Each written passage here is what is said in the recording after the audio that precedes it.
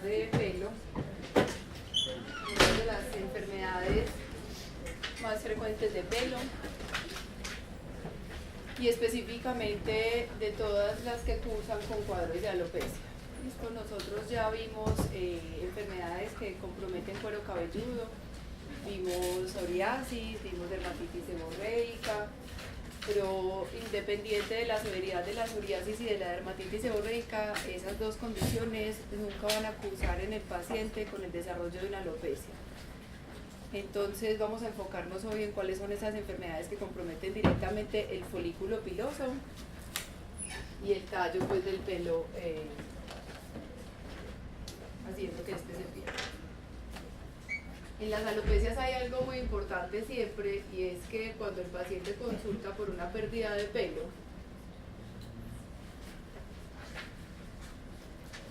que a eso simplemente nos referimos cuando decimos alopecia. Entonces alopecia realmente no es nada, alopecia es una imagen clínica, una imagen también como semiológica.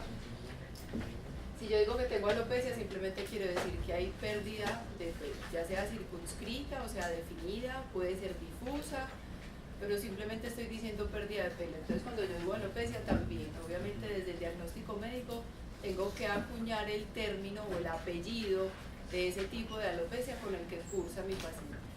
Y va a pasar exactamente como lo hemos hecho en todas las otras enfermedades o condiciones. Después de que yo acuño el término, clasifico la enfermedad, después de que la clasifico, voy a deducir cuál es el plan de tratamiento de mi paciente, pues para poderle ofrecer obviamente solución si es que lo tiene, ¿cierto?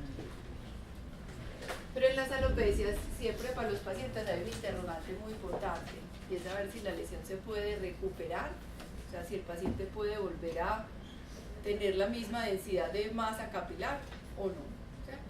Entonces, eso lo va a definir dos cosas, y es si la alopecia es cicatricial o si es no cicatricial. ¿A qué hace básicamente alusión el término cicatricial o no cicatricial?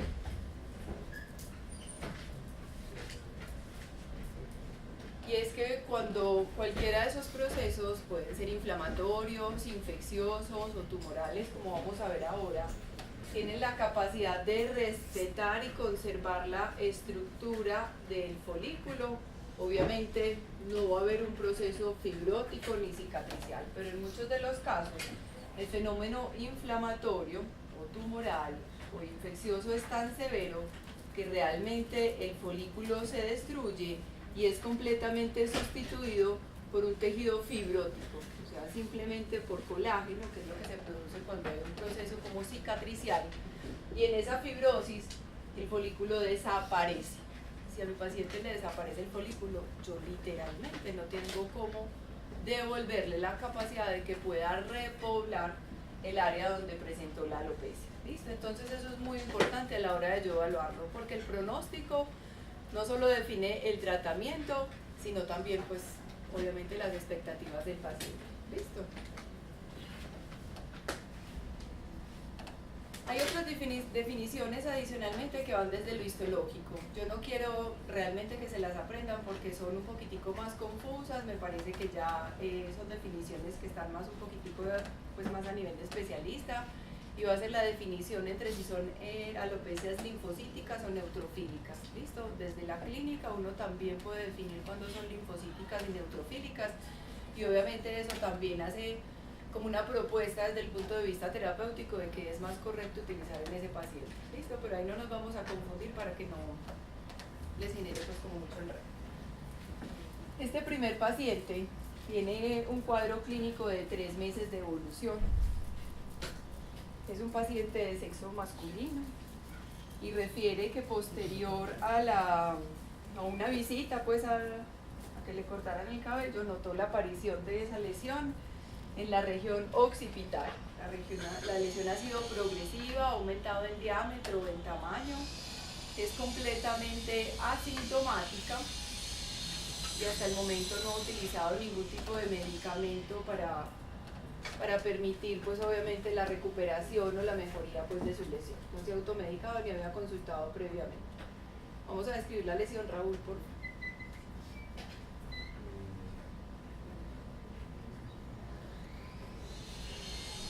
En cuero cabelludo pasa algo particular y es que acuérdense que las lesiones cuando se permiten palpar o son imperceptibles al tacto se convierten en placas. Entonces realmente si uno palpara la diferencia entre el área pues pilosa y el área alopécica, uno sí va a palpar una diferencia, ¿cierto? O sea, el tacto me va a permitir establecer como un diagnóstico. Entonces realmente en cuero cabelludo yo puedo hablar de placa alopécica. ¿Listo? Dale. Entonces una placa normocrómica con bordes bien definidos, Es alopésica, circunscrita, ubicada en la región occipital de la cabeza. ¿algún patrón en especial que siga? Circular, ¿cierto? O numular, redondeado. ¿Algún cambio en especial que te llame la atención de la piel de ese paciente?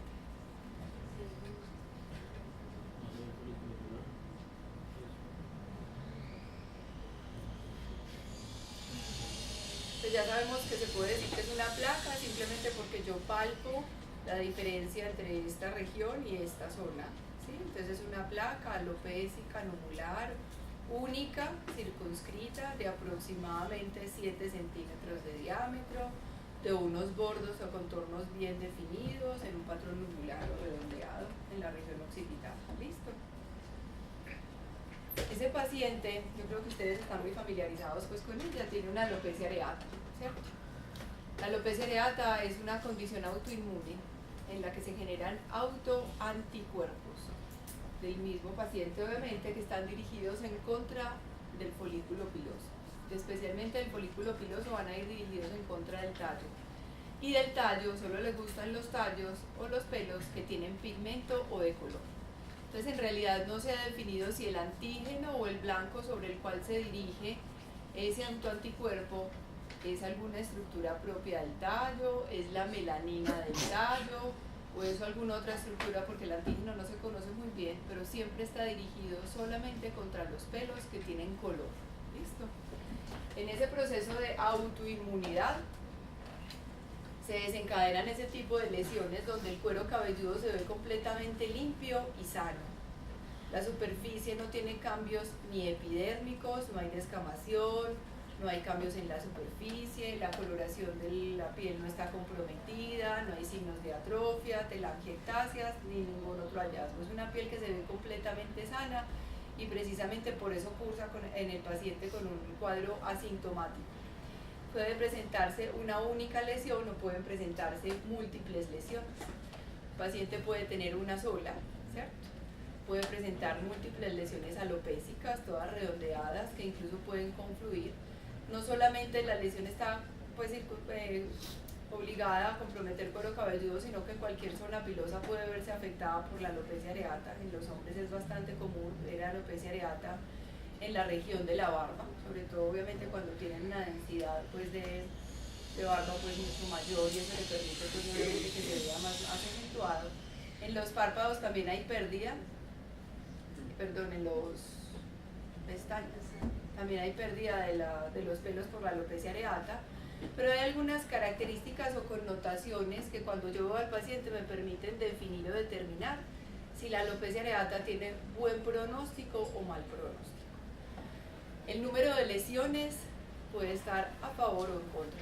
Se dice que si tiene más de 5 placas alopésicas, el paciente tiene mal pronóstico, o sea que probablemente va a ser más refractaria al tratamiento y más recidivante el cuadro. 2. El compromiso de las líneas de implantación. Si cualquiera de las líneas de implantación, o sea el contorno desde donde empieza a implantarse el cuero cabelludo, se ve comprometido, siempre las líneas de implantación afectadas, como tiene este paciente en la región de la nuca, tiene más mal pronóstico, van a adoptar otro nombre incluso, y es que se llama alopecia areata en patrón ofiáceo, y las alopecias areatas en patrón ofiáceo, que son esas que comprometen las líneas de implantación, generalmente son mucho más difíciles de tratar y refractarias al tratamiento. El compromiso, obviamente, totalis quiere decir que cuando el paciente ha perdido todo el pelo del cuero cabelludo, también es una característica de severidad. Y hay formas universales en las que el paciente pierde todo el pelo del cuero cabelludo y adicionalmente todo el vello que recubre su cuerpo, desde cejas, pestañas, vello axilar, púbico o en cualquiera pues de las extremidades, el paciente hace pérdida completa del vello. En esos pacientes que hacen una pérdida completa de ese anexo, las alternativas terapéuticas son muy bajitas y probablemente el tratamiento no vale la pena ni siquiera involucrar al paciente en la toma de inmunosupresores o inmunomoduladores que van a tener muchos efectos secundarios porque la respuesta es muy bajita. ¿Listo? No es superior ni siquiera al 10%. Algunos pacientes que tienen adicionalmente alopecia areata pueden tener compromisos ungueales, cambios ungueales. Esa es una de las características y tienen algo que se llama onicosquisis. La onicosquisis puede estar presente en ellos y es una manifestación adicional que tiene la enfermedad. Todavía no se sabe si alguno de los antígenos está dirigido directamente sobre la lámina o sobre el lecho ungueal para producir el daño directo en el paciente, pero de alguna manera cuando se reciben los tratamientos sistémicos para la enfermedad, el paciente hace mejora no solo del repoblamiento, sino adicionalmente de los cambios ungueales. Esta tiene una característica, es que la alopecia areata es de carácter no cicatricial. O sea que los pacientes que tienen formas localizadas, usualmente entre 5 o menos de 5 lesiones, tienden a tener nuevamente repoblamiento del número de las lesiones. Por ser una condición autoinmune, es frecuente que esté asociado a otros trastornos autoinmunes como tiroiditis autoinmunes, anemias perniciosas y algunos casos de diabetes mellitus también se han descrito. Entonces en los pacientes es bueno hacer como el screening de autoinmunidad para ver que no haya ninguna otra enfermedad asociada. Y básicamente no solo por la detección temprana, sino porque en caso de tener una tiroiditis autoinmune que no sea tratada, probablemente el paciente, si no se trata primero de su condición también de base y de la tiroiditis autoinmune, tampoco responde al tratamiento solo de médico. Pero tal vez lo más importante de la alopecia areata es tener presente que todos los pacientes que tengan alopecia areata siempre van a tener como diagnóstico diferencial de entrada un secundarismo sifilítico. ¿Listo? Por lo menos es algo que uno no puede dejar pasar. Porque en el secundarismo sifilítico aparece una alopecia que se llama alopecia en apolillado y que tiene más o menos una apariencia muy similar a esta que vemos en la imagen, donde se presentan varias áreas aeropésicas redondeadas, algunas tienden a confluir y forman un aspecto como en apolillado, y en ese paciente siempre se debe descartar un secundarismo sifilítico. O sea que todo paciente con alopecia areata va a ir con exámenes de tiroides, con exámenes de inmunidad para tiroides, hemoleucograma para descartar anemias perniciosas, glicemias para descartar las diabetes mellitus y también con una serología para descartar sífilis. ¿Listo? Por ser de carácter autoinmune, entonces, ¿cuál es la alternativa de tratamiento, Sebastián? Autoinmune, Entonces los esteroides tópicos son la primera línea si el paciente tiene formas localizadas, y si tiene menos de 5 lesiones, las terapias intralesionales son una muy buena alternativa. Hacerle infiltración al paciente sobre las placas alopécicas le permite repoblar mucho más rápido el cabello. Una de las características que tienen en las zonas de repoblamiento es que muchos pueden hacer repoblamiento de pelos ya canosos que han perdido la melanina. Por eso se ha propuesto que de alguna forma el efecto de autoinmunidad también está dirigido contra la melanina del pelo, y por eso a veces en los episodios de repoblamiento puede aparecer blanco. Eso de alguna manera también es bueno, porque si ya el paciente repoble y su cabello es blanco, probablemente esos pelos no van a ser nuevamente, digamos, como atacados nuevamente por una recidiva o una recaída de la enfermedad. Pero esta paciente no parece tener características similares a una alopecia areata. Esta paciente tiene 18 años, consulta por un cuadro clínico de caída activa de cabello, ella percibe que pierde mucho cabello y no se delimitan áreas como circunscritas, localizadas o definidas. Simplemente dice que tanto en el día como en la noche o en el área donde está en la casa percibe que deja muchos cabellos y nota que aumenta obviamente la pérdida de los mismos.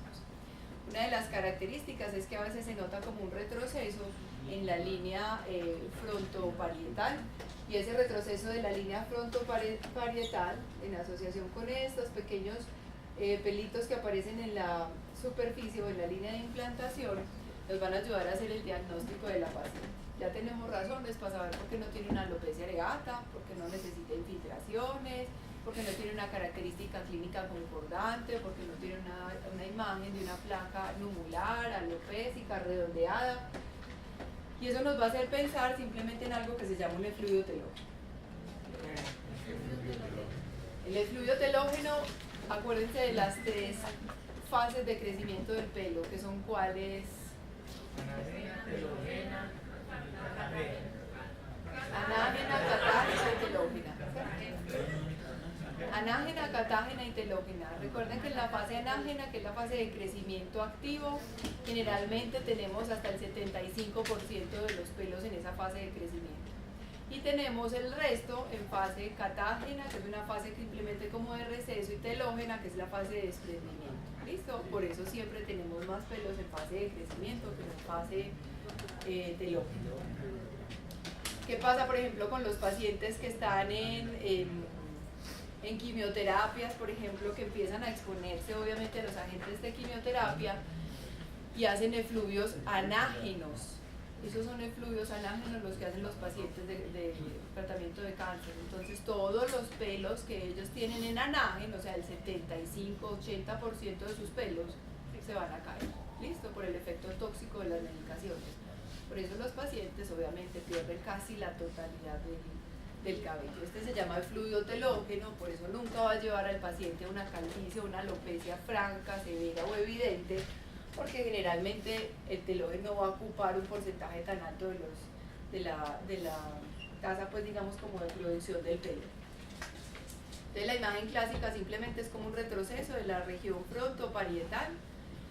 Usualmente es más frecuente, o por lo menos referido pues en mujeres, y puede tener una disminución en la densidad o en el volumen del mismo. Básicamente esas inversiones en las tasas de crecimiento y ese pelo de telógeno que probablemente estaba en un 10 o en un 15% puede pasar a ocupar un 20 o hasta un 30% de la etapa pues de crecimiento del pelo. Y al tener esa fase telógena tan aumentada se puede deber generalmente a procesos de estrés fisiológico que está atravesando el paciente. Uno de los más frecuentes son las etapas posparto. El tercer mes posparto especialmente está referido como el momento de más efluvio telógeno y es una constante casi siempre referida por todas las mujeres en esas etapas.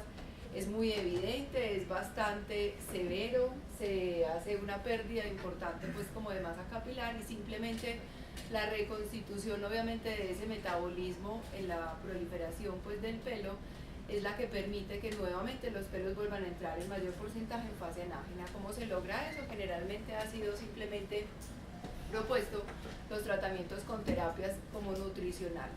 ¿Listo? En eso el zinc, el selenio han sido implicados en ser uno de los mejores estimulantes de volver a invertir, pues volver a llevar obviamente las tasas de crecimiento de anágeno a un porcentaje mayor. Por eso generalmente las mujeres se suplementan con eso. Otra cosa que hay que descartar son los fenómenos ferropénicos. Entonces cuando las ferritinas están bajas y generalmente por debajo de 60, los valores normales incluso nos dicen que las ferritinas pueden ir hasta 30, 35, en los límites obviamente que nos presenta el laboratorio.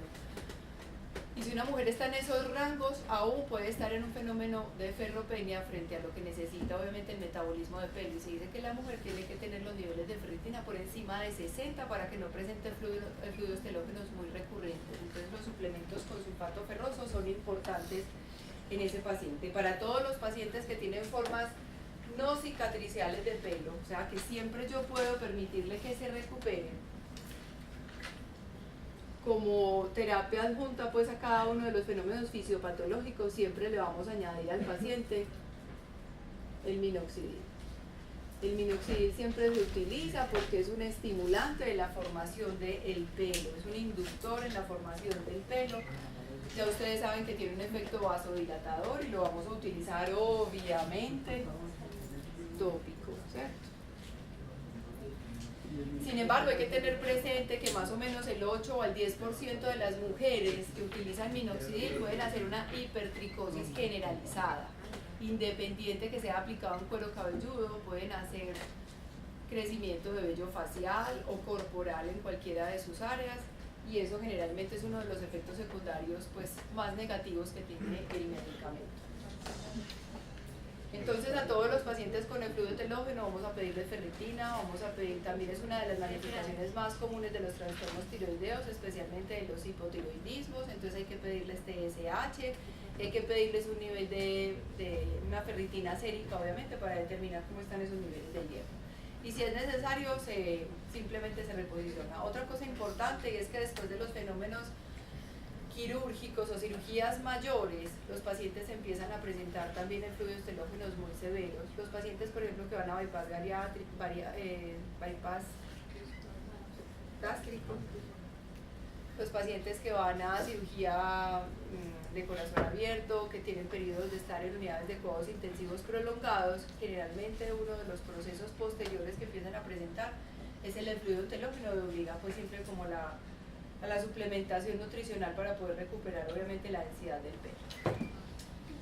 Pero ¿qué tiene esta paciente que no tenía ninguno de los anteriores? Niñas detrás de Raúl, Ana, ¿cierto? Ana. ¿Qué tiene ella? ¿Está a favor o en contra de una alopecia areata? En contra.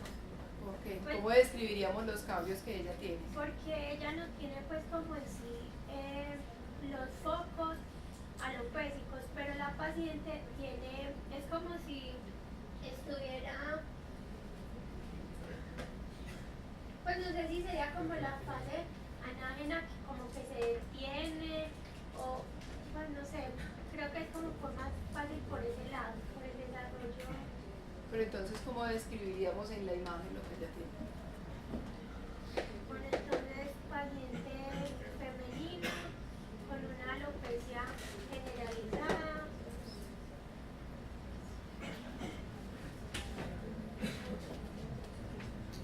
¿Qué te llama la atención de la imagen? O sea, ¿qué es como lo más particular de la Que paciente? tiene cabellos largos.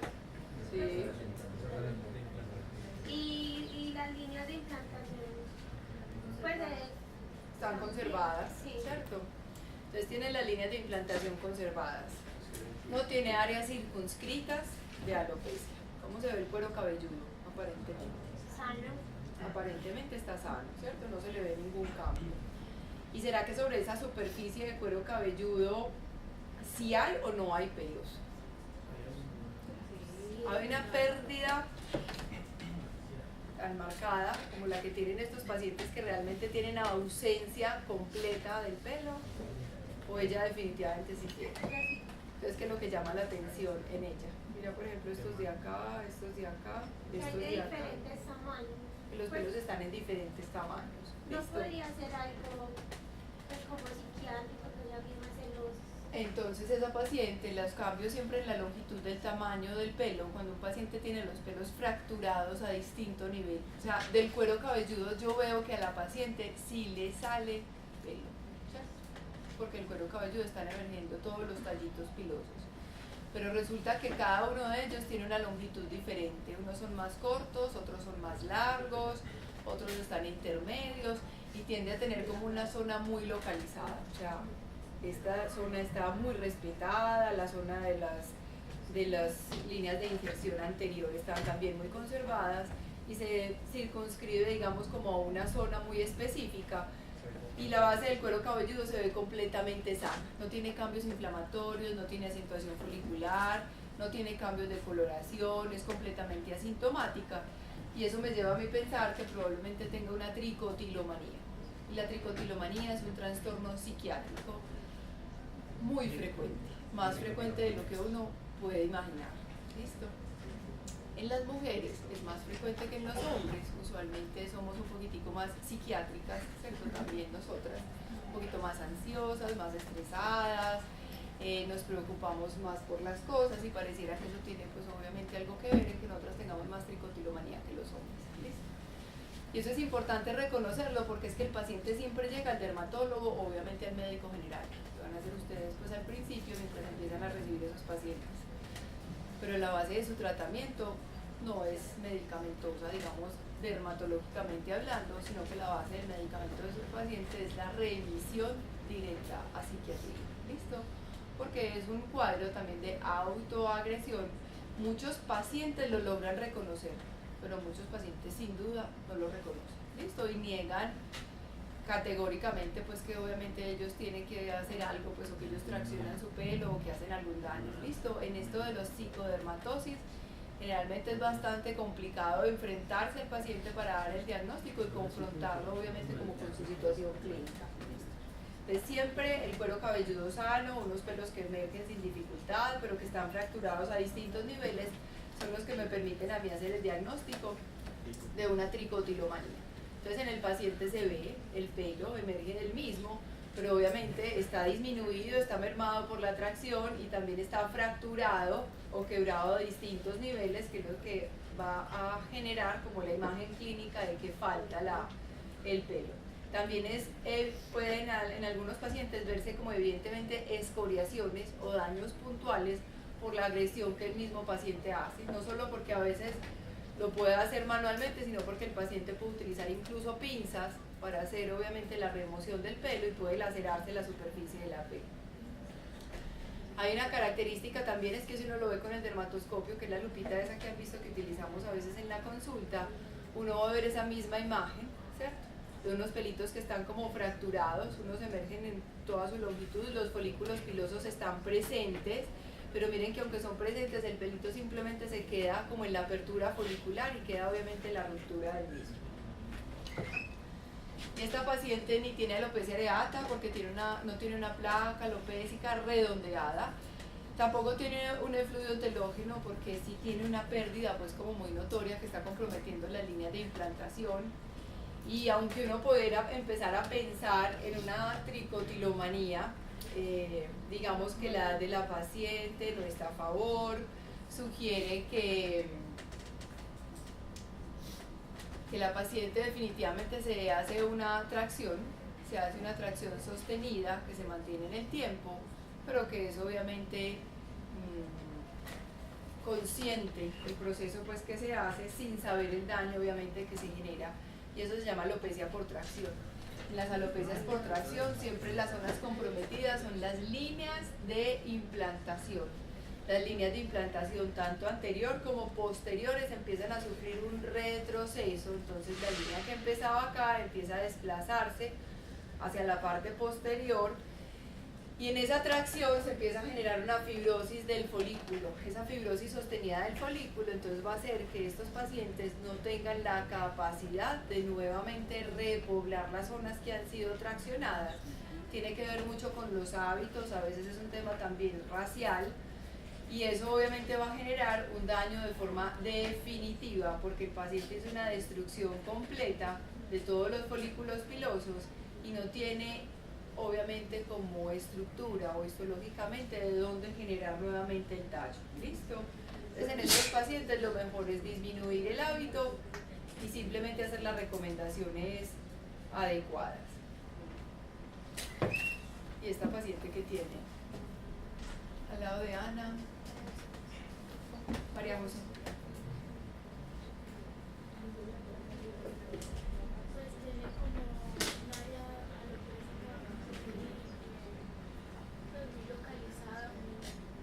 Pero tan circunscrita como el areata y también definida con los bordes, o más bien como difusa. ¿Sí? ¿En qué área está localizada?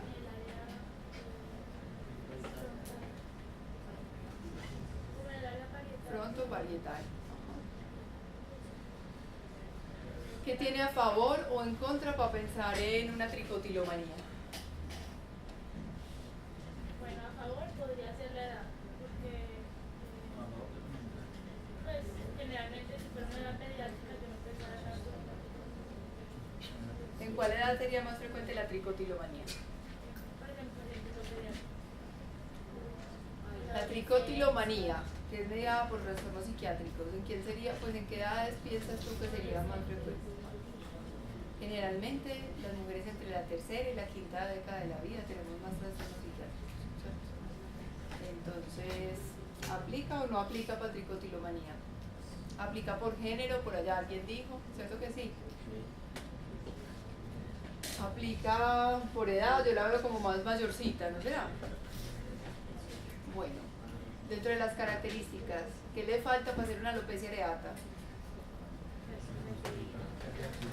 O sea, si a ti te la remiten con diagnóstico, generalmente cuando uno se lo remiten con diagnóstico, le ponen alopecia, o sea, nadie se quiere comprometer de los médicos que remiten con ningún diagnóstico, ¿listo?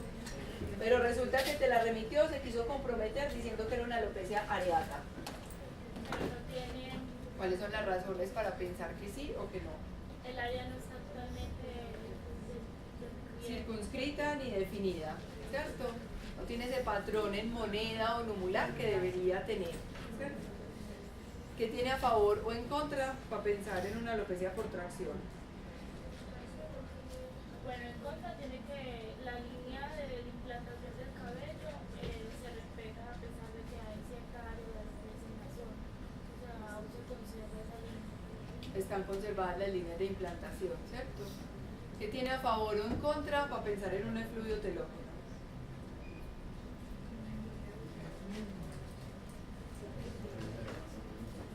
Tiene los cabellos, pues en todos los cabellos, o sea, como que pues el porcentaje de cabello que se está eliminando en esa zona es mayor al que espera encontrar en el efluvio telógeno. Que está como muy localizado, ¿sí?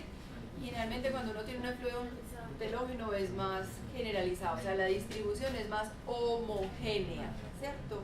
Es como más parejita la pérdida, no tan localizada, ¿listo? Entonces tenemos razones para saber por qué en la remisión no era una alopecia areata, que el médico que remite, y dentro de las características no hay nada que me sugiera más las otras cosas anteriores. La señora tiene una línea de implantación, sin duda, que está conservada, ¿listo? Que es la línea pues como anterior de la implantación del cabello.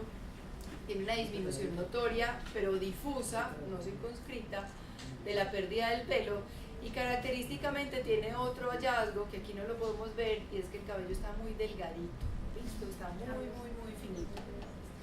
Esas características me están hablando que la paciente, que probablemente ya ha superado incluso como los 50, 60 años, está presentando un fenómeno que se llama miniaturización.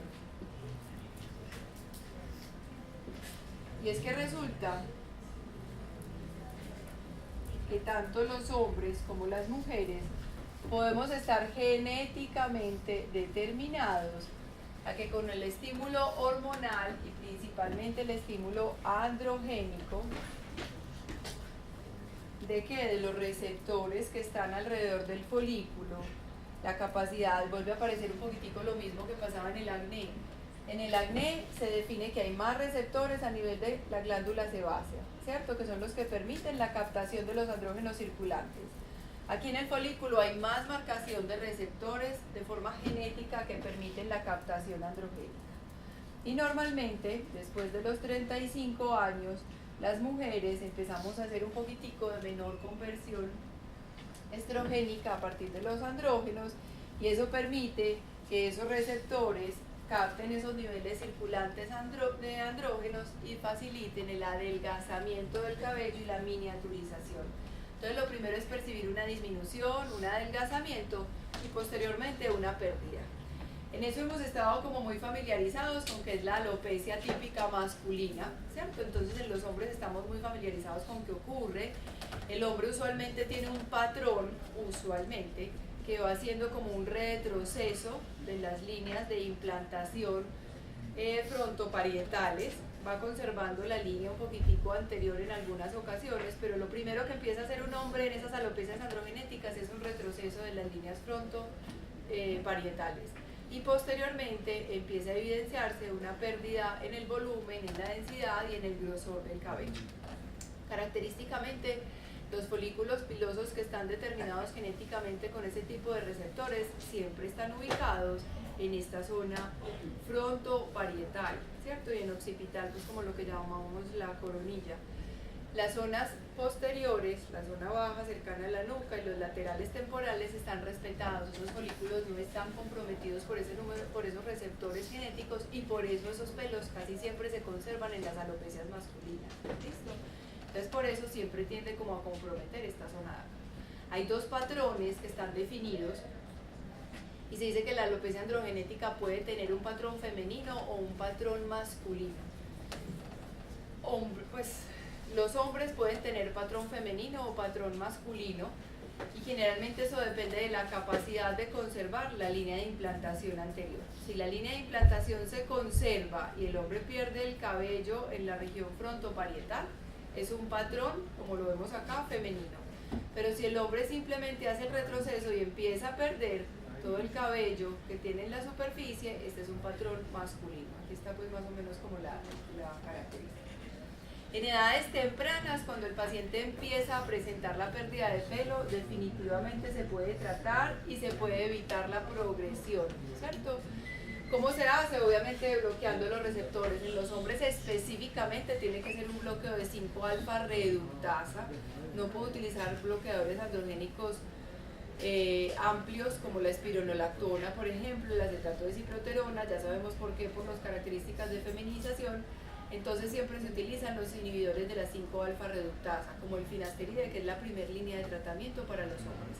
En las mujeres el finasteride siempre está indicado, pero en mujeres postmenopáusicas, por el riesgo obviamente en una mujer fértil también de hacer feminización, por ejemplo, de un feto masculino en caso de que quede embarazada.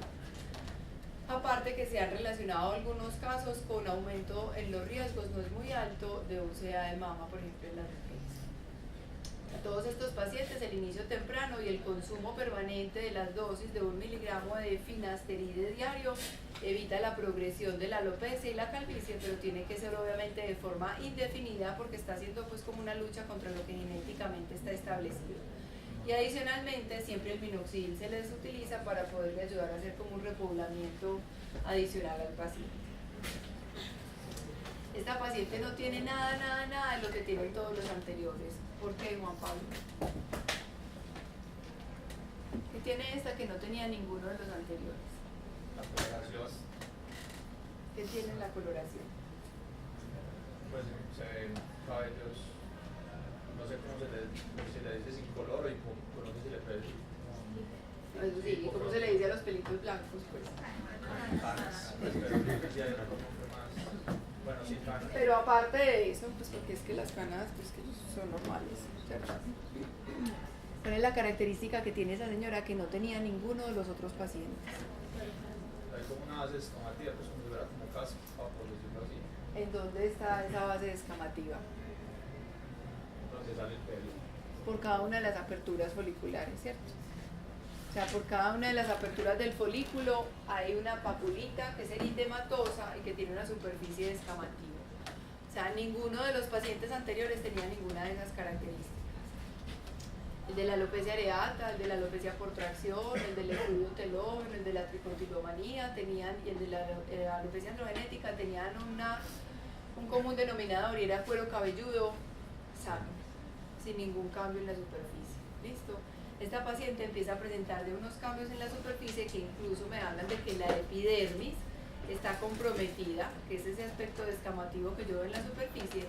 Pero miren que esa descamación yo no la puedo confundir con una descamación de una dermatitis seborreica porque no es igual, porque es que la descamación y el proceso inflamatorio se genera en la base de cada uno de los pelitos, ¿cierto? En cada una de esas aperturas foliculares está la papulita descamativa. Y miren que empieza a presentar una alopecia porque las distancias obviamente entre cada uno de los folículos empieza a ser mucho más amplia, ¿sí? Y en estos espacios ya no se alcanzan a percibir ni siquiera las aperturas foliculares visibles. Eso quiere decir que ese aspecto tan liso que tiene en la superficie, donde ya ni siquiera se perciben las aperturas foliculares, me está hablando de que hay un fenómeno cicatricial y que cada uno de los pelos que pierde esta paciente es un pelo que no se vuelve a recuperar. Esas características de esa base de una pápula eritematosa descamativa en la base de cada uno de los pelitos en la apertura folicular siempre me va a llevar al diagnóstico de algo que se llama el líquen plano pilaris. Muchachos, es tan común, pienso yo a veces, como puede ser el melasma o muchas condiciones como rutinarias en dermatología. Es supremamente frecuente el líquen plano pilaris. Tiene una característica y es que la población afectada son mujeres y mujeres postmenopáusicas, siempre son como el blanco de la enfermedad. No se sabe muy bien obviamente qué es lo que ocurre, pero obviamente por ser esa característica, ese tipo de población específica la que se ve afectada, se ha sugerido obviamente que los cambios hormonales y esos fenómenos de niveles séricos de andrógenos obviamente circulantes más elevados son los que hacen el estímulo de que la paciente empiece a desarrollar la enfermedad, pero de ahí fisiopatológicamente sobre el líquen no se sabe nada.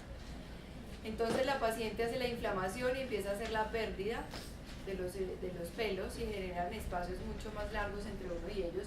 Hay dos variantes, hay una que se llama el líquen plano pilaris clásico y otra forma que se llama el líquen plano pilaris con una presentación en alopecia frontal fibrosante. La alopecia frontal fibrosante es muy común y lo que le va haciendo a la mujer es que le va haciendo un retroceso de la línea de implantación, y la línea de implantación, mire incluso el cambio de color, mire cómo el pelo ha protegido del sol toda la vida.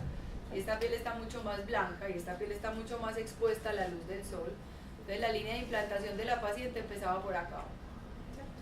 Y la inflamación que empieza a tener aparentemente en cada folículo, que ahí se hace incluso todavía evidente, empieza a destruir el pelo y empieza a correr la línea de implantación. Tanto la puede correr que la línea de implantación puede quedar incluso a nivel parietal y en algunas pacientes en parieto occipital, con pérdida, miren toda esta parte por ejemplo de pelo, y es completamente irreversible. Generalmente en el líquen plano pilaris uno también puede encontrar que la paciente, aparte de que pierde el pelo, puede perder las cejas, las pestañas, puede hacer trastornos de la pigmentación como el líquen pigmentoso, y adicional a eso puede perder el vello también de forma no cicatricial, axilar y púbico. Y hay un síndrome que se llama el síndrome de Little-Graham-Picardi, que se caracteriza como por esa imagen clínica, y es la pérdida no solo en el cuero cabelludo del líquen plano pilaris con o sin alopecia frontal fibrosante, y la pérdida de vello también en otras áreas. Este patrón entonces es cicatricial y puede cursar incluso con cambios ungueales característicos como los tiene el líquen, que son el terigio ungueal, y los trastornos de la pigmentación, que son irreversibles también en esos pacientes. Por ser una condición de carácter inflamatorio, siempre la primera línea de manejo con los pacientes son los esteroides, son los inmunomoduladores, pero como es una característica de la mujer posmenopáusica, también hacer un bloqueo androgénico es supremamente importante para evitar sobre todo la progresión. El pelo que ya la paciente perdió es completamente irrecuperable, pero yo evito obviamente que mi paciente no siga exponiendo obviamente la pérdida del pelo a hacer un retroceso mayor de la línea de implantación. Aquí vemos por ejemplo la pérdida de las cejas, que también se acompañan hechas. Y este también tiene unas características distintas a todos los otros que tiene Suiza. Como diferente Alopecia areata, mira que es una placa alopésica, en patrón como redondeado, ¿cierto? Pero el cuero cabelludo no es sano. Pero el cuero cabelludo no se ve sano. Tiene algunos cambios en la superficie que son incluso algo de descamación. Cambios en la pigmentación, aquí está un poco más hiperpigmentado, aquí está un poco más claro, ¿cierto? Y aquí parecen como acentuarse un poquitico las aperturas foliculares. ¿Sí lo alcanzan a ver en la imagen o no? Mírenlo por ejemplo acá donde está la fase más activa. Miren cómo se acentúan un poquitico las aperturas foliculares, ¿sí lo ven? Ese paciente no tiene ninguna de las anteriores y ese paciente tiene un lupus discoide. El lupus discoide junto con el líquen plano pilaris son las dos condiciones de alopecia cicatricial más frecuente en la consulta médica, y generalmente el daño destructivo es tan extenso que obviamente deteriora mucho la calidad de vida del paciente. Acuérdense que necesariamente el lupus no siempre tiene que tener esa connotación sistémica. Las formas cutáneas puras y el lupus discoide cursan el 90%, los lupus discoides el 90% cursan solamente con compromisos cutáneos y no con formas sistémicas. Pero los pacientes, obviamente, entre más severidad del cuadro clínico, o obviamente el interrogatorio, manifestaciones sistémicas que pueda tener, obliga a descartar que no tenga la forma sistémica o el compromiso generalizado pues, por la enfermedad. La característica clínica del lupus discoide, que puede presentarse pues en cuero cabelludo, porque hoy estamos hablando de alopecias, pero el lupus discoide puede comprometer cualquier área de la piel, es que produce unas placas ya de aspecto muy cicatricial. La cicatriz es como muy evidente, el aspecto atrófico que tiene la piel, esos cambios atróficos producen un cambio en la coloración y en la pigmentación de la piel, y se produce una imagen clínica sobre todo cuando la lesión está activa, y mírenlo acá que se ve muy bonito y se llama el signo del tapicero. El signo del tapicero es un taponamiento folicular inicial que van generando los pacientes en la fase activa de la enfermedad y obviamente después es reemplazado por la cicatriz, o sea que después el signo desaparece porque es sustituido simplemente por fibrosis. Y este signo clínico del signo del tapicero es característico del lupus cutáneo crónico discoide, especialmente cuando compromete obviamente zonas pilosas. Pero entonces la discromía, la atrofia, el aspecto cicatricial y los tapones foliculares son los que hacen el diagnóstico. Obligación y requisito, siempre hacer el estudio completo para lupus sistémico, iniciar manejo obviamente con esteroides sistémicos en las formas muy severas, esteroides intralesionales en las formas localizadas e inmunomoduladores para evitar la progresión o la extensión, porque ustedes saben que uno de los factores que desencadena la exposición de los antígenos del paciente que van a ser atacados por los autoanticuerpos es la exposición a la luz ultravioleta. Entonces el paciente puede pasar de tener un compromiso de cuero cabelludo a tener un compromiso de cara, y generalmente el compromiso en cara es desfigurante para el paciente e irreversible. Y todo siempre tiene una imagen clínica distinta. O sea, si uno hace como el examen minucioso, si uno reconoce cuáles son los signos clínicos, uno siempre va a encontrar que definitivamente la imagen en todas las enfermedades es diferente y que hay un signo distinto. ¿Qué tiene este de diferente, Jennifer? Es una placa que tiene como aspecto verrugoso. Es una placa de aspecto verrucoso. También no se ve sana, se le puede caer, no se ve sana. Sí. Es más hiperpigmentado. Porque no es un líquen. Porque no es un líquen. Porque no se ve tan atrófico como el que tenemos ahorita. Ajá. ¿Y qué debería tener si fuera un líquen? Y la papulita que Y porque no es un lupus.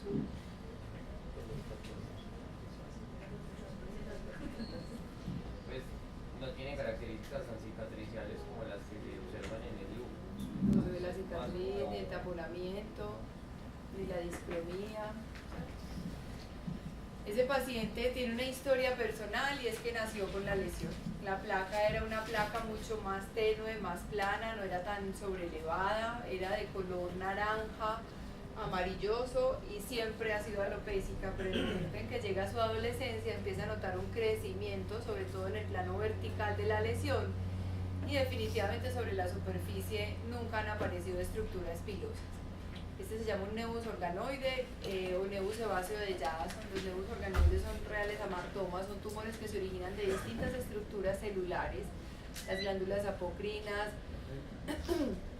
las glandulitas sebáceas o los sebocitos, todos están implicados, las estructuras y las células que conforman el epitelio folicular también están comprometidas, entonces realmente es un tumor como mixto, de orígenes celulares variados, y eso es lo que lo convierte en un amartoma. El comportamiento es benigno, generalmente así es como se percibe en el momento de nacimiento, es una placa alopésica, pero que tiene un cambio de coloración en la superficie, su textura tampoco es lisa, es plana como es en la alopecia areata, y obviamente no tiene los cambios atróficos de otras condiciones o enfermedades.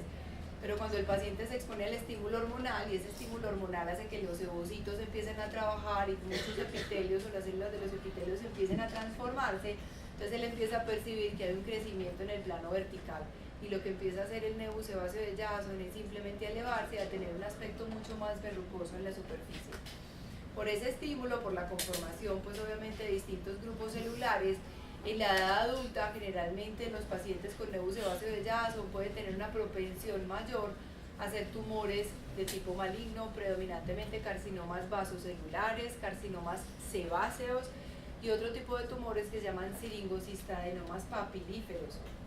Entonces realmente la recomendación casi siempre es hacerle la remoción temprana en el momento que sea más oportuno al niño, idealmente del nevus sebáceo de Jason, para evitar obviamente que llegue a estos estadios donde la cirugía obviamente puede ser un poquitico pues más grande, obviamente porque se facilitó el crecimiento y con el, obviamente la expansión también en el tamaño de la cabeza pues del paciente, la cicatriz va a ser mayor, y para evitar el desarrollo de tumores malignos en la edad adulta, que generalmente no son superiores al 20% de ellos, pero obviamente frente al riesgo digamos de desarrollarlo se recomienda siempre la remoción. ¿Qué tiene Manuela?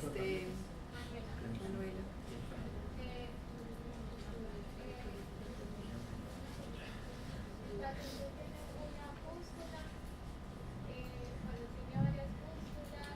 Y habíamos dicho al principio que aunque no nos vamos a enredar, para no complicarnos con las clasificaciones histológicas de linfocitos y neutrofílicas, pues obviamente esta me sugiere que pertenece a qué grupo.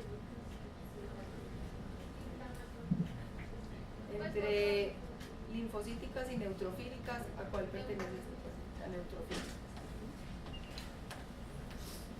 Pero entonces son dos pústulas con un diámetro de 2 a 3 centímetros, con pelos dentro de la pústula, Sí, conexiones alopécicas, sí, pelos cortos, con eritema en los bordes, sí. áreas de alopecia difusas. Áreas de alopecia porque empiezan a hacerse mucho más amplios los espacios entre un folículo y otro, ¿cierto? Donde tampoco se perciben las alopecias, las aperturas foliculares, y donde el aspecto incluso brillante de la superficie me habla de que hay un fenómeno cicatricial, ¿cierto? Puede ser tan leve como en este caso, donde el paciente en cuadros iniciales apenas arranca con pústulas en la superficie, algunas producciones de pápulas, cuadros cicatriciales, alopecias evidentes, definidas, imágenes atróficas, pero obviamente en etapas iniciales generalmente tiende a ser así y posteriormente tiende a agravarse mucho más. La destrucción del folículo es masiva, hay mucha fibrosis, hay daño cicatricial y se caracteriza por una de los hallazgos pues, más consistentes con esa enfermedad, se llaman pelos en penacho. Y es que han sido tantas las rupturas foliculares que el paciente ha tenido, si se acuerdan cuando hacíamos como el dibujito de la hidradenitis supurativa, que obviamente la ruptura de las estructuras foliculares y el taponamiento que tenía el paciente generaba una cosa que se llamaba comedones en puente. En este paciente la ruptura de los folículos, como estamos hablando de una zona pilosa y es cuero cabelludo, entonces me va a llevar simplemente a que sea evidente una cosa que llaman pelos en penacho.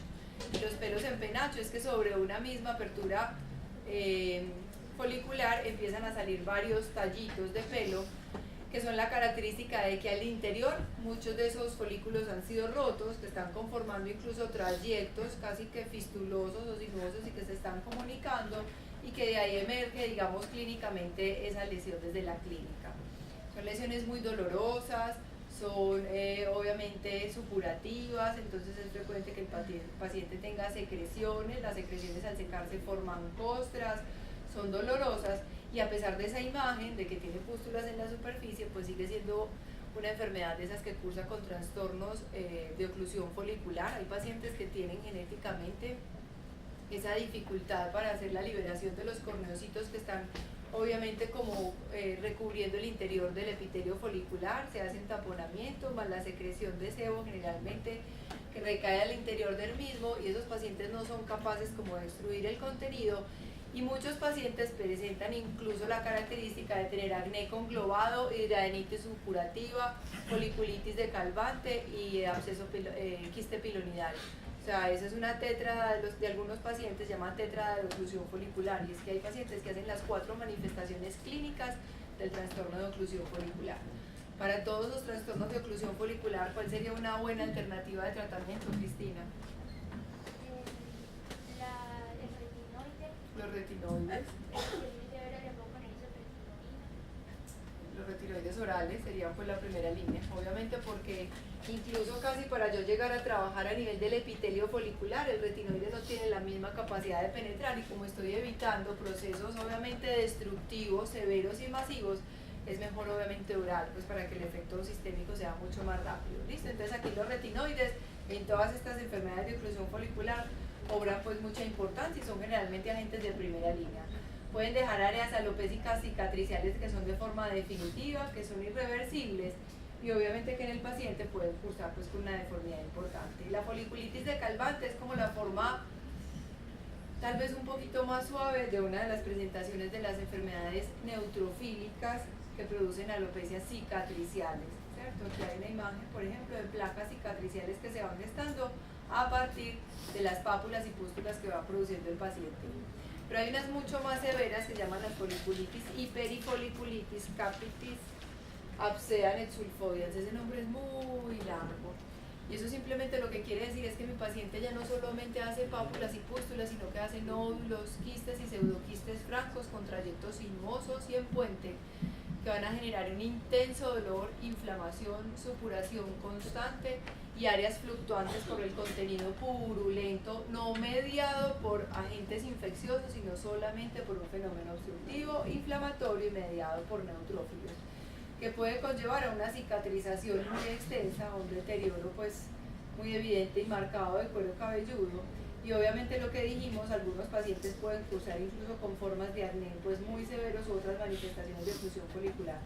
Miren, siempre para la foliculitis de Calvante o para la perifoliculitis capitis abscedan et sulfoides, no solo la imagen de pústulas y de quistes obviamente y de nódulos o lesiones pues obviamente fluctuantes con contenido purulento es la clave del diagnóstico, sino adicionalmente siempre el pelo en penacho.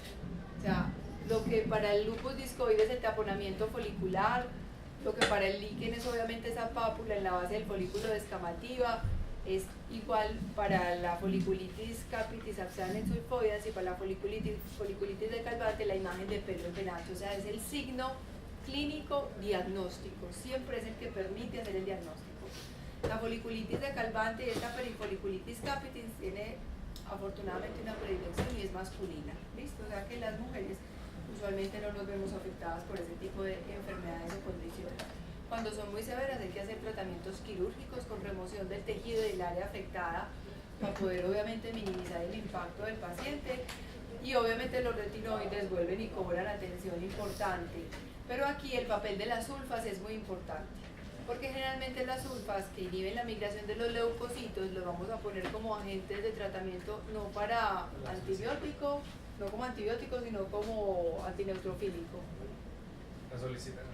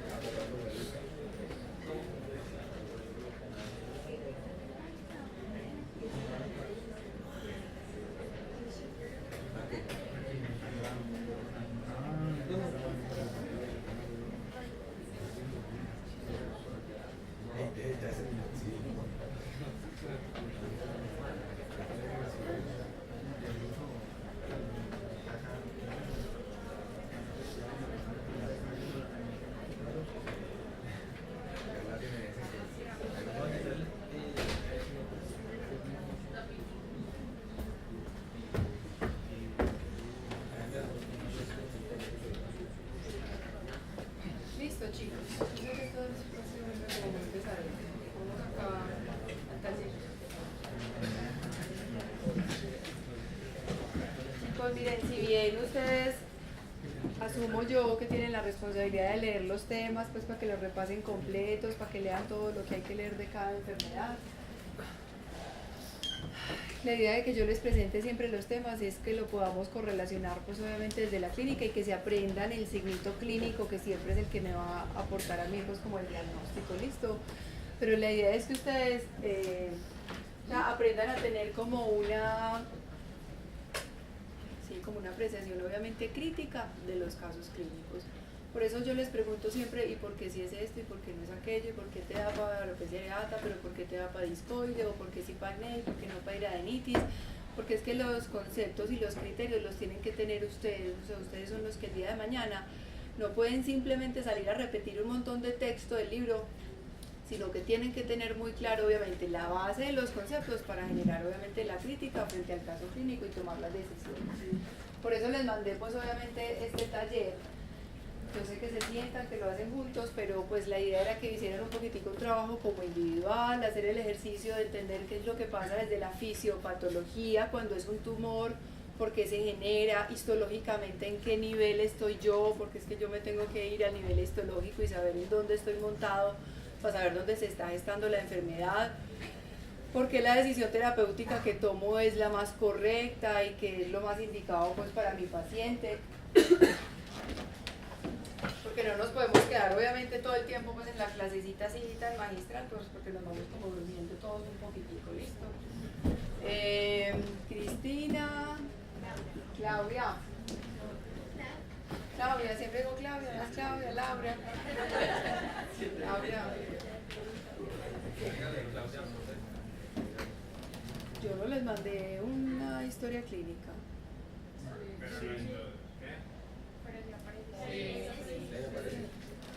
Bueno, no sé por qué no me aparece ahí. ¿Alguien me ayuda por ahí si la tiene y me la lee? Ah, pues.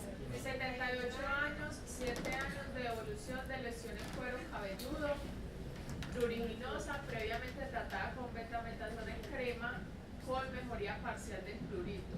Antecedentes personales, EPOC e hipertensión arterial. ¿Cuánto de evolución? 7 años. Descripción. Múltiples placas en cuero cabelludo, de base hematosa, con superficie descamativa, que presenta como escamas, si tuviera escamas pues como adheridas a las lesiones, de bordes mal definidos y áspera, pues aparentemente si fuera áspera lactal.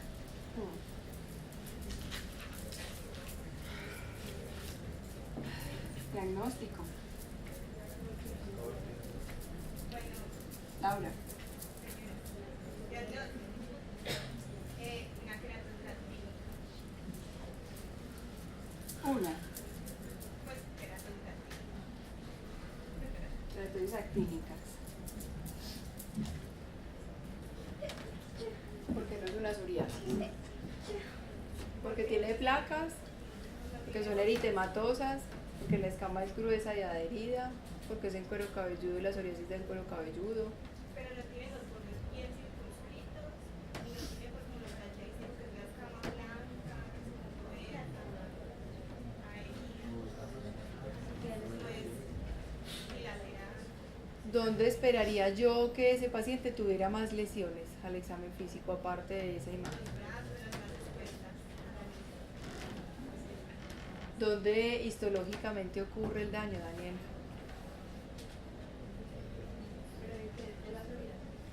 No, de la queratosis actínica.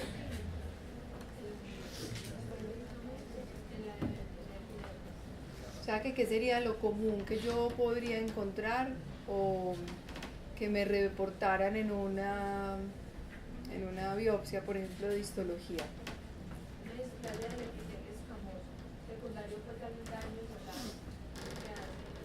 ¿Y eso qué quiere decir? ¿Y qué quiere decir que hay una displasia del epitelio escamoso?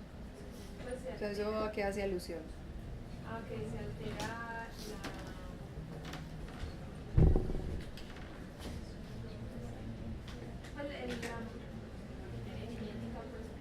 de la célula, por así decirlo. O arquitectónica, como la imagen. ¿O no? Cuando yo tengo un epitelio, yo tengo células, ¿cierto? Y esas células me dan una imagen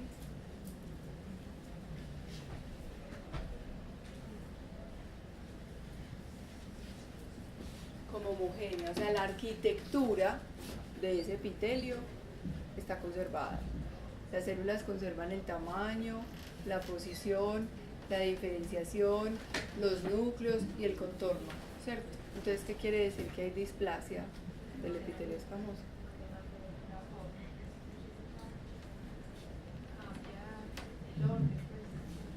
Que se empiece a perder un poquitico la diferenciación celular, ¿cierto?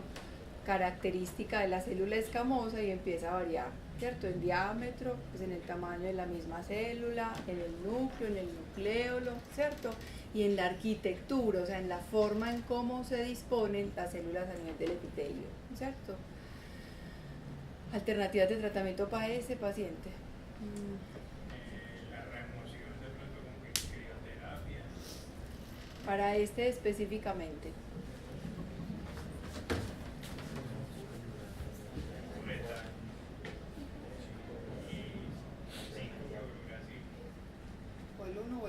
porque esas dos son dolor, pues combinadas.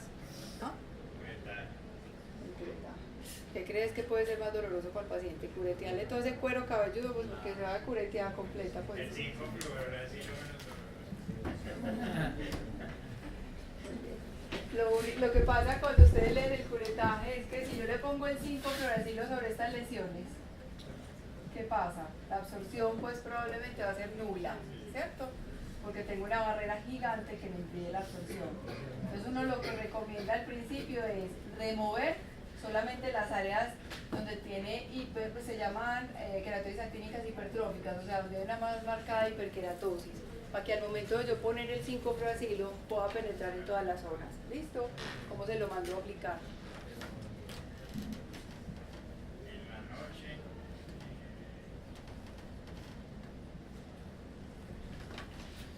El paciente se lo vaya aplicando sobre cada lesión. Sí, tópico y en la noche idealmente. Aplicarlo sobre el área afectada.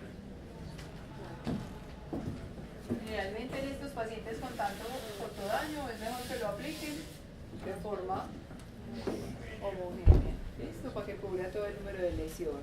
¿Listo? Y se puede ir hasta 6 semanas. Usted puede definir cuánto es el tiempo de uso. En los libros le pueden hablar de 2 a 6 o hasta 8 semanas. A veces me parece que es mucho tiempo, obviamente, dejar a esos pacientes, pues solamente 8 o 6 semanas. Generalmente nosotros lo usamos hasta más o menos 20 días, máximo un mes, para cuando el daño es tan extenso. ¿Listo? ¿Y qué sería lo que le produce directamente el 5-fluoracilo a la piel? Porque el paciente va a llegar con algunos cambios que serían ¿cuáles? Cambiemos de, pues, cambio. Vamos atrás. Andrea, ¿qué cambios espero yo que genere el 5-fluoracilo en la piel de mi paciente?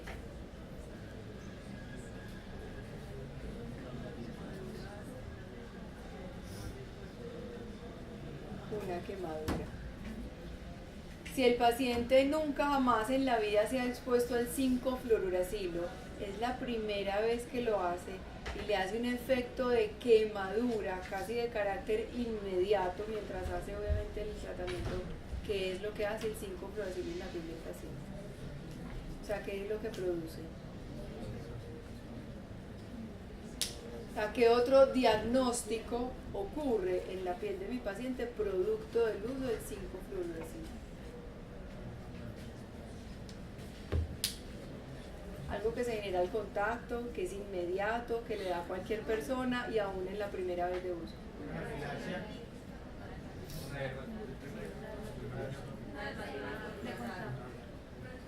¿Cuál de las dos? La irritativa, porque no está medida inmunológicamente, porque es el primer contacto, porque le da a todas las personas y porque se da casi de forma inmediata. ¿Sí? O sea, lo que va a producir es una dermatitis de contacto irritativa. ¿Por qué es irritativa? Porque va a ser directamente citotóxico. ¿Listo? Y va a ser una destrucción de esa barrera epidérmica. Entonces mi paciente, literal, yo le voy a generar una dermatitis de contacto irritativa con el 5-fluoracilo. Si mi paciente llega con esa dermatitis de contacto irritativa muy severa, porque llegan muy quemados, ¿cómo puedo yo modular esa inflamación? Natalia, ¿no? Sí. Con un esteroide tópico, ¿como cuál, por ejemplo? Porque a veces el paciente en la mitad del tratamiento le mandaste un mes y a los 15 días está desesperado. ¿Listo? Y para ayudarle a soportar los otros 15 días restantes, yo tengo que aminorar un poquitico ese efecto inflamatorio que me está induciendo el 5-fluoracilo. Ayúdeme, doctora, con algo porque yo no me aguanto, estoy súper quemado. ¿Cuál? El clobetasol. ¿En qué presentación? ¿En qué vehículo?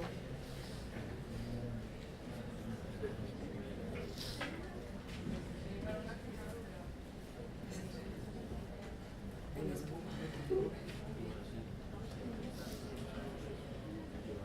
Y Dubán. Diagnóstico y una vez para que me rinda. que no es una queratosis actínica? Porque una queratosis actínica, porque digamos que esta es una placa que tiene una descamación gruesa, adherida, con bordes eritematosos. No vemos la otra imagen, pero generalmente es bilateral. La placa miren plasmación que es como plateada o grisácea, porque se presenta también en área seborreica. Y si fuera queratosis actínica, yo esperaría que estuviera más acá o más acá. No, estuviera más en áreas expuestas al sol. ¿Qué es lo que quiere decir cuando hablamos, por ejemplo, de acantosis, Sofía? Acantosis e hiperkeratosis. Compara keratosis.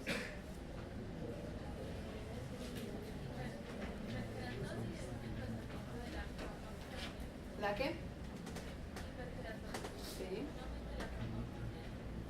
O sea que este paciente me podrían reportar en histología hiperkeratosis. Sí. Bueno. Acantosis.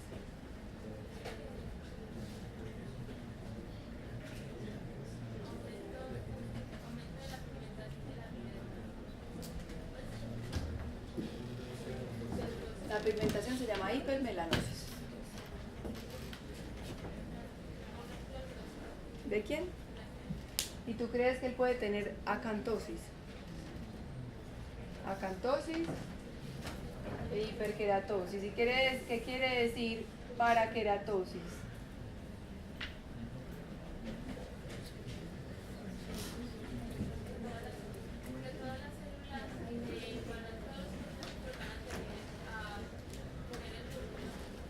¿Y tú crees que aquí puede ser normal que me reporten parakeratosis?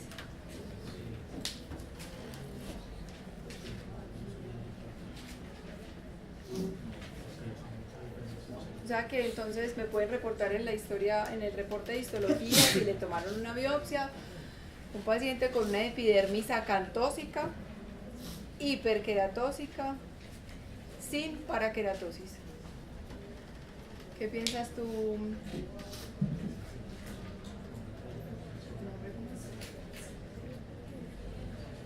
¿Cómo se llama la compañía? Nasli. Con o sin parakeratosis, ¿qué pasa en la psoriasis?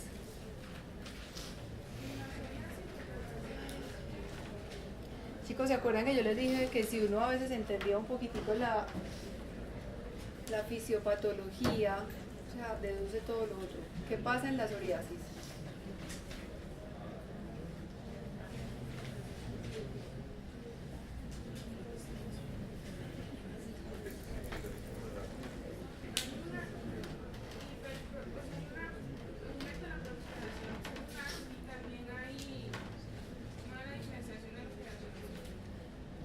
Entonces, ¿qué pasa si está proliferando tan rápido? ¿Qué puede pasar con los núcleos? Las células de la epidermis, ¿sí tienen tiempo de botarlo y de perderlo o no tienen tiempo por la velocidad? Entonces, ¿puede haber parakeratosis o no? No se aprendan las cosas de memoria, chicos, aprendan de las por lógica. Sí, pues, como un análisis sencillito, pues así, como pulpito. Vamos con el otro para que no hablemos de tratamiento.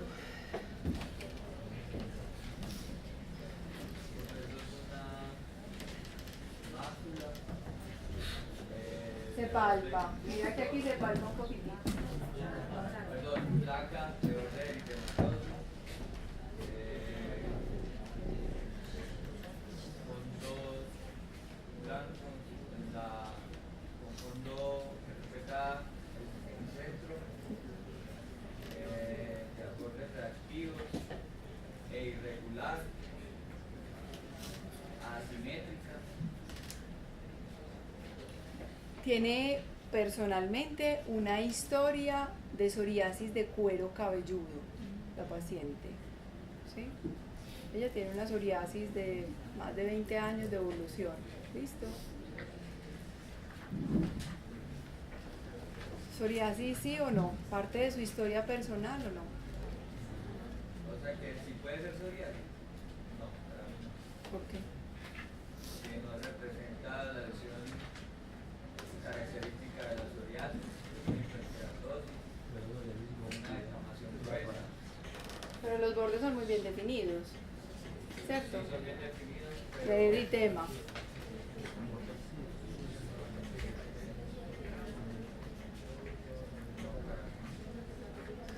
¿Qué sería lo que le pasó a esa paciente con psoriasis y múltiples tratamientos para psoriasis, 20 años? pero es una zona de roces. Como de contacto, ¿piensas tú? Contacto para que no haya la deformación. Sí, no, pues el cuello sí, obviamente es una zona de fricción, de hecho pues es considerada área intertriginosa, ¿cierto? Pero pues no es una zona sometida pues a humedad como las áreas francamente intertriginosas, axilas, ingles y eso, ¿cierto? ¿Qué tiene? Profe, creo que es una piña con Una tiña corta. lápiz.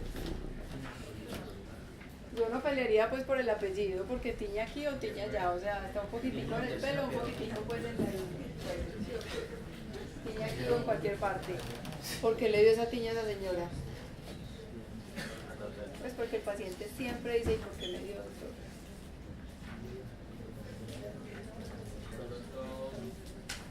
Más secado.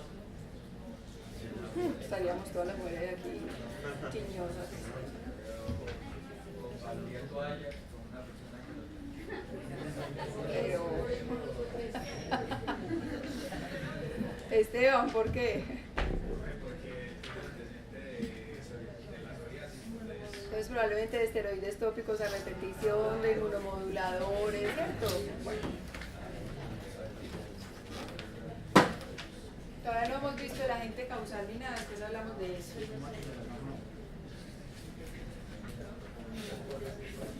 Santiago.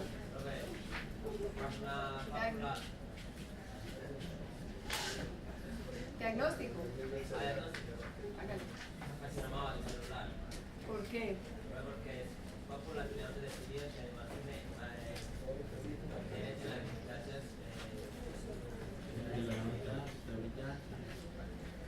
¿Y por qué no un nebulomelanocítico intradérmico? Porque ellos van perdiendo el color y generalmente cualquier adulto, y la señora pues ya es bastante adulta, queda uno pues con el nebulomelanocítico normocrómico.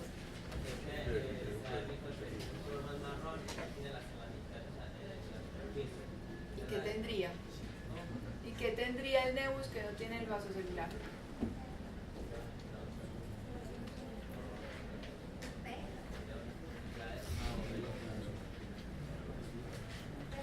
Muy bien, yo estoy de acuerdo contigo en que es un carcinoma vasocelular. ¿Listo?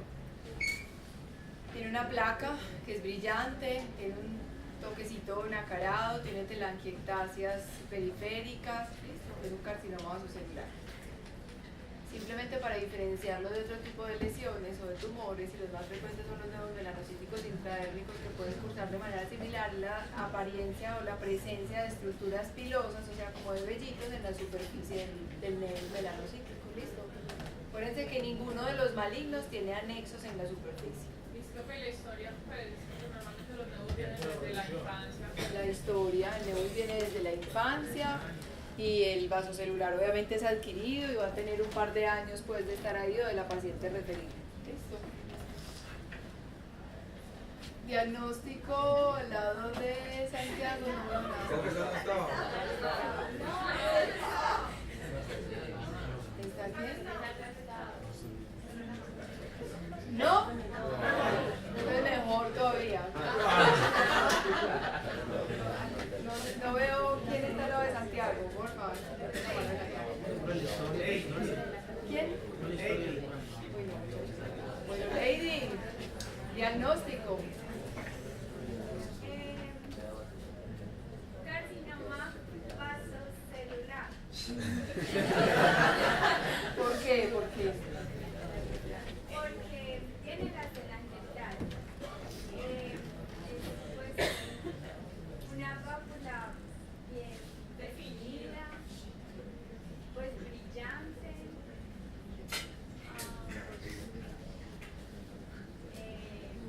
pues como rojiza, ¿Y carente de? eritematosa, ¿Y carente de? de anexo. ¿Y qué crees tú?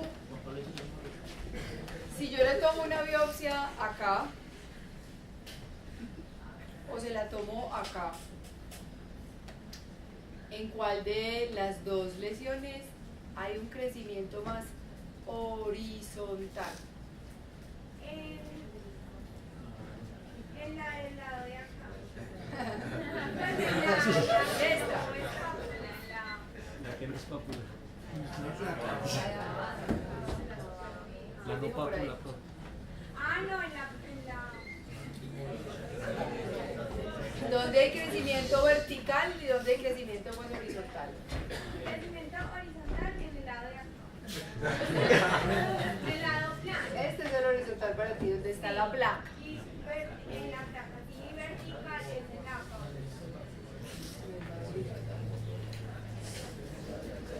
¿Cuál tiene mejor pronóstico? El Este. horizontal. ¿Cuál es más fácil de remover o de quitar? El de crecimiento horizontal. ¿Cuál está mejor definido? ¿Cómo que? ¿Cuál está mejor definido? ¿O cuál tiene mayor aspecto cicatricial? ¿Cuál tiene más atrofia?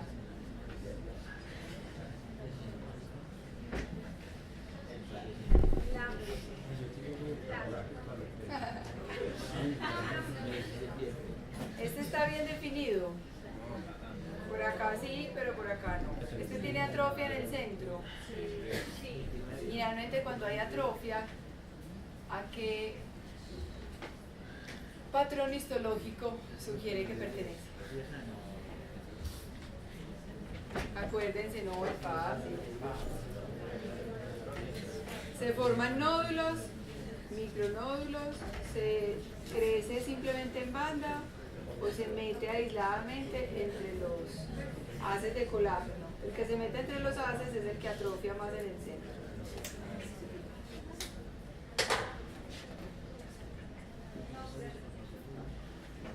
Generalmente, acuérdense que la atrofia tiene que ver más con características morfeiformes, ¿cierto? Y los morfeiformes son los que están menor, pues tienen una menor definición en sus contornos histológicamente. Ah, respiraste. Diagnóstico. ¿Ah? Una candidiasis. ¿Por qué se originó la candidiasis ahí? ¿Por qué se originó? Factores de riesgo que hay que controlar. Obesidad.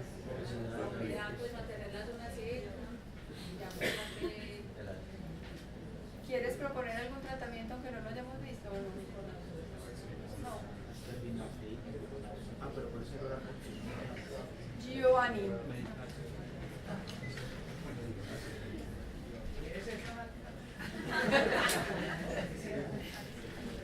Eso es un carcinoma espinocelular.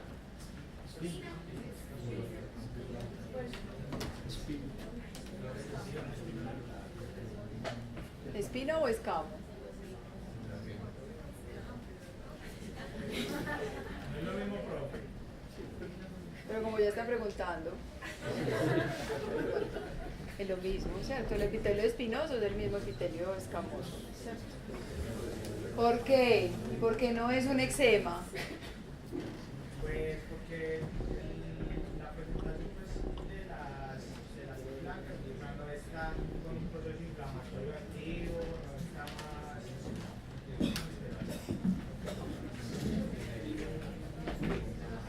El eritema no es siempre como esa connotación de inflamación, ¿o no? Tiene prurito, no es Porque no hay un aspecto resumante que es propio del eczema. ¿El eczema qué? agudo. Este es más crónico, el eczema más agudo. Entonces puede ser un eczema crónico. No.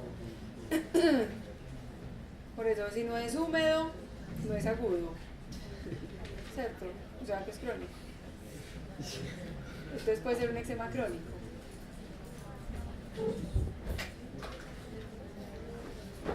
No, ¿por qué no? Eso es lo que yo necesito que usted me diga. Eso. ¿Por qué no? ¿Qué le falta para hacer eczema?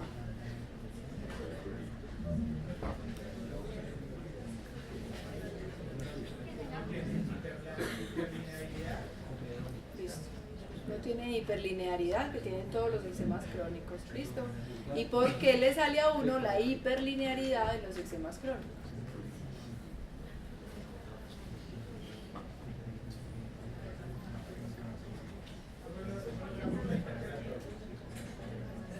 ¿Por qué será?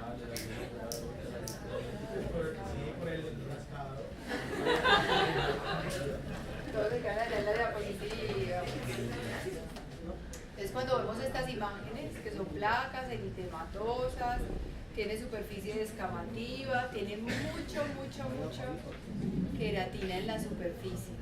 Acuérdense que la capa más gruesa del epitelio en la epidermis es la escamosa, entonces generalmente es donde más queratina también se concentra, en el epitelio escamoso, ¿cierto? Es que la citoqueratina es ese citoesqueleto que tienen obviamente las células del epitelio. ¿Listo?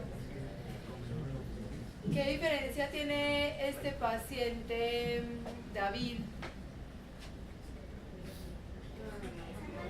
con este?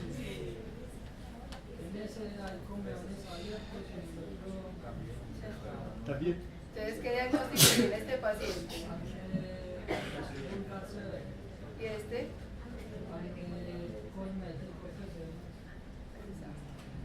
Listo, acnecosmético, son solo comedores cerrados. Cientos de comedores, claro que tienen unos abiertos, pues sí, no van a entrar, pero pues lo que predomina en el paciente son los comedores cerrados. Entonces, si este tiene un vulgar severo y este tiene un cosmético, ¿cuál es el tratamiento de este? Alejandra. Profe, una pregunta. Es que el paciente Espérate un tenía segundito, por favor. antecedente de Gilbert. ¿Es relevante o no? Ah, gracias, sí. Listo. Sí.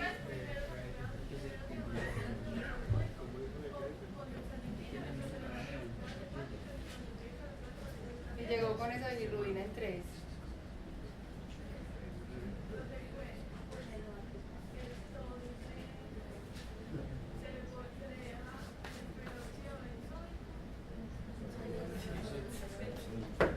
El zoilo.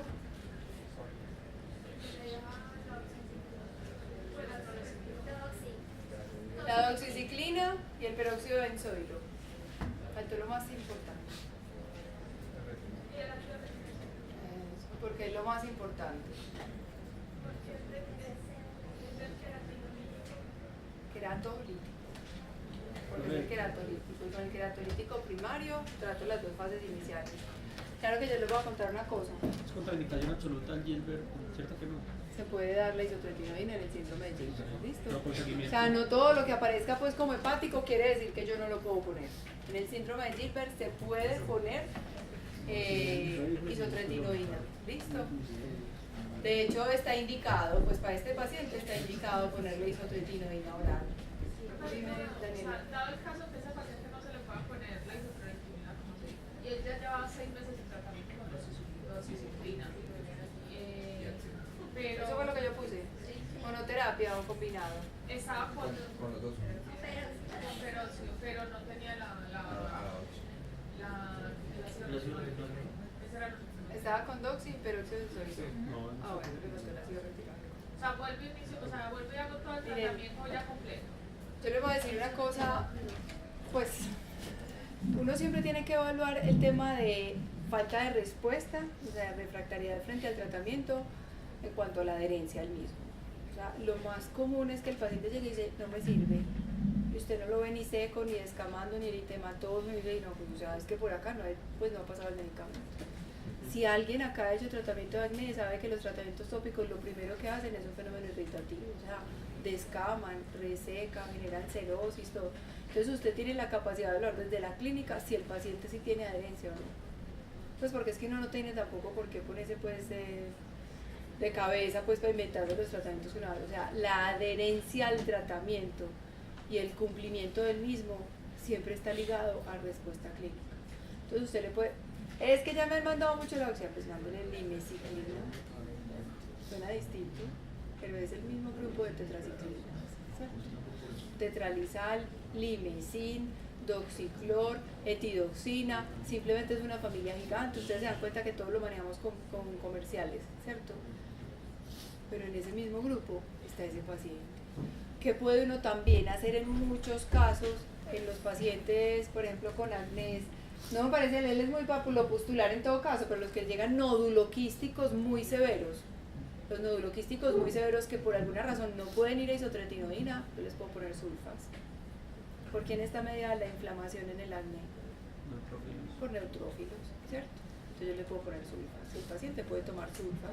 Estoy mediando la inflamación con la sulfa y la quimiotaxis de neutrófilos, pero le pongo también el queratolítico igual, ¿sí? O sea, siempre que me salgo de la isotretinoína el tratamiento va combinado y las sulfas son una muy buena opción. Y hay otra molécula, pero esa generalmente no es de manejo pues por medicina general, que es la Dapsona, ¿listo?